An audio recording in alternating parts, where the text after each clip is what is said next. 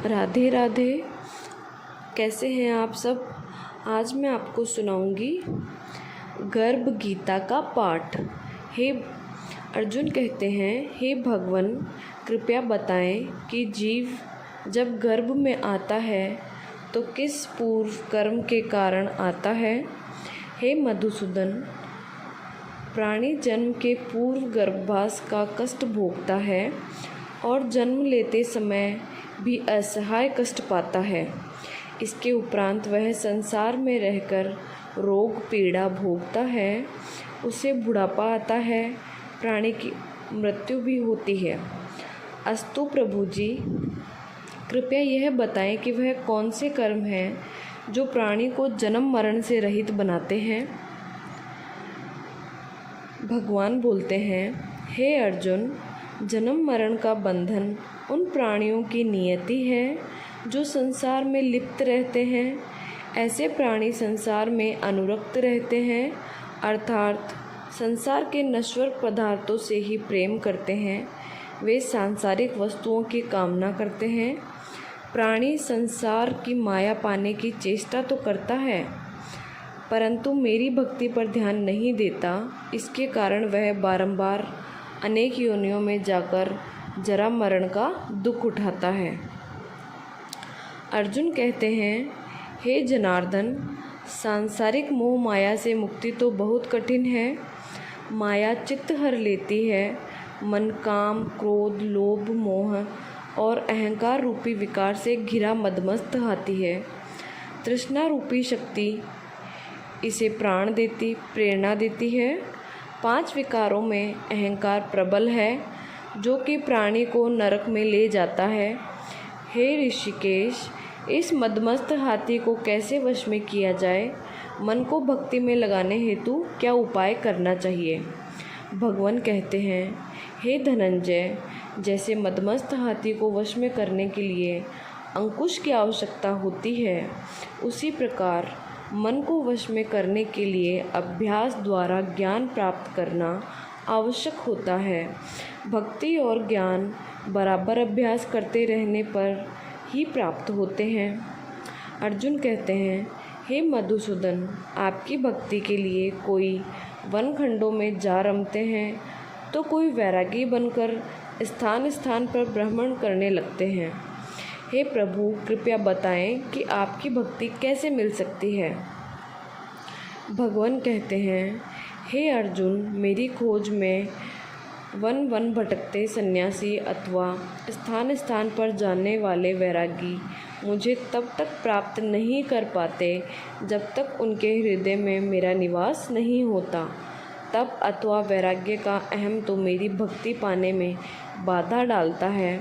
जटा धारण करने अथवा भस्म लगा वैरागी बनने मात्र से जीव मेरी कृपा का पात्र नहीं बन जाता। अहंकारी को तो मेरा दर्शन सुलभ ही नहीं होता। मैं शुद्ध हृदय वाले सतत अभ्यासी ऐसे जीव को मिलता हूँ जो काम, क्रोध, मोह, ममता और अहंकार से परे है। अर्जुन, हे माधव, प्राणी पंच विकार जनित प्रवृत्ति के कारण लौकिक जीवन नष्ट कर लेता है।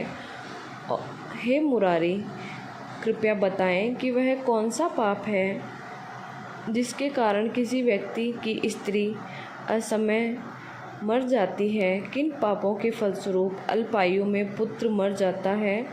कौन से पाप के कारण व्यक्ति वीर्यहीन हो जाता है?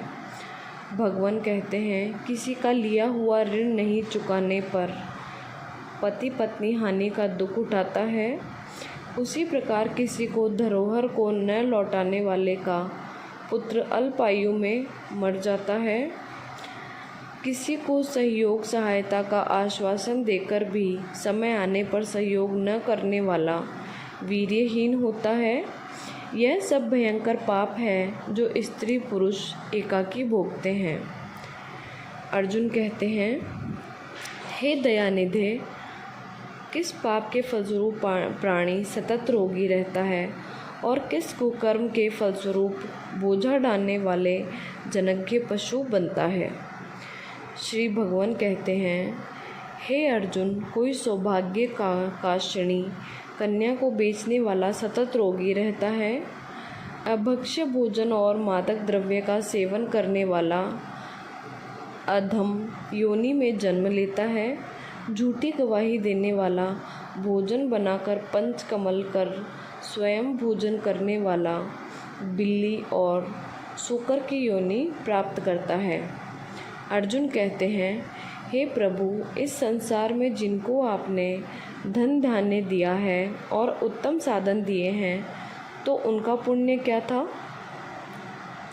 भगवान कहते हैं, उत्तम रीति से सुयोग्य पात्र को स्वर्णादि दान करने वाला धन धान्य और वाहन आदि पाता है।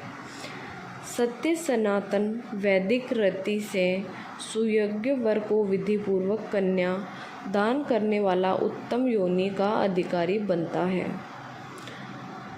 अर्जुन कहते हैं, हे प्रभु, संसार में कोई तो सर्वांग सुंदर है और कोई कुरूप है। सो श्रेष्ठ स्वास्थ्य और स्वरूपमान शरीर किन पुण्यों से मिलता है?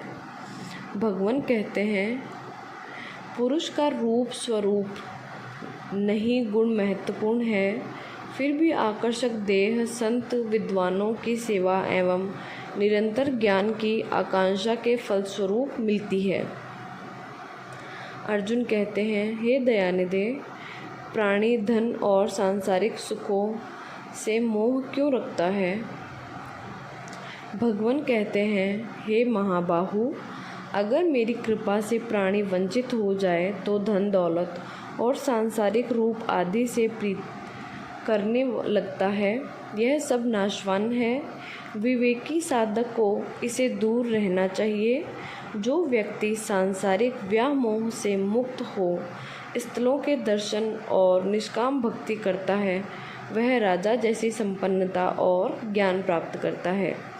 इसी प्रकार विनम्र भाव से दान गुप्त दान करने वाला कामना रहित होकर दूसरों की सेवा करे, सदा अपनी आवश्यकता अनुसार धन पाता है और उसकी काया निरोगी रहती है। अर्जुन कहते हैं, हे प्रभु, प्राणी में रक्त विकार, खंड वायु, अंधा अथवा पंगुता का कारण क्या है? बताने की कृपा करें। भगवान कहते हैं, हे धनंजय, मेरी भक्ति से परे माया लिप्त नशे वैष्णव में रत रहने वाला क्रोधी, रक्त विकार, आलस्य में डूबे दरिद्री, शील संयम रहित खंड वायु जैसे रोग से ग्रस्त होते हैं। पतिव्रत धर्म का उल्लंघन करने वाली स्त्री और संयम रहित पति में पंगुता, ज्योतिहीनता आती है। अर्जुन कहते हैं, हे जगत गुरु, कृपा करके गुरु दीक्षा के विषय में भी कुछ बताएं। भगवान कहते हैं, तुम धन्य हो और धन्य है तुम्हारी माता। तुम्हारा यह प्रश्न संसार के लिए कल्याणकारी है। हे पार्थ, संयमी और इंद्रियों को वश में करने वाला कोई सिद्ध पुरुष जो इस भक्ति और परोपकार में लगा हो, गुरु रूप में धारण करे, अपने गुरु के मार्गदर्शन में मेरी आराधना कर व्यक्ति गुरु कृपा से मेरी भक्ति पाता है। ऐसे गुरु से विमुख प्राणी सत्ग्राम को मारने का पाप भोगता है। उसका मुख देखना भी पाप है। जैसे मदिरा भांड से सट्टा गंगाजल अशुद्ध हो जाता है, उसी प्रकार गुरुद्रोही गृहस्थ साधु की साधना निष्फल रहती है। ऐसा व्यक्ति कुकर, सूकर, गर्दभ, काक आदि योनियों को पाता है। वह अजगर के समान आलस्य में डूबा तिरस्कार पाता है। अतः गुरु आज्ञा पालक साधनशील व्यसन रहित जीवन व्यतीत करना चाहिए। हे धनंजय गुरु, दीक्षा बिना साधक का उद्धार नहीं होता। मेरी भक्ति की इच्छा करने वालों को गुरु धारण करना उत्तम है। जैसे नदियों में गंगा, व्रतों में एकादशी और जीवों में मनुष्य तन श्रेष्ठ है, उसी प्रकार साधक की सिद्धियों में गुरु कृपा श्रेष्ठ है। गुरु सेवा का फल अश्वमेध यज्ञ से भी अधिक फलदायी है। धन्यवाद।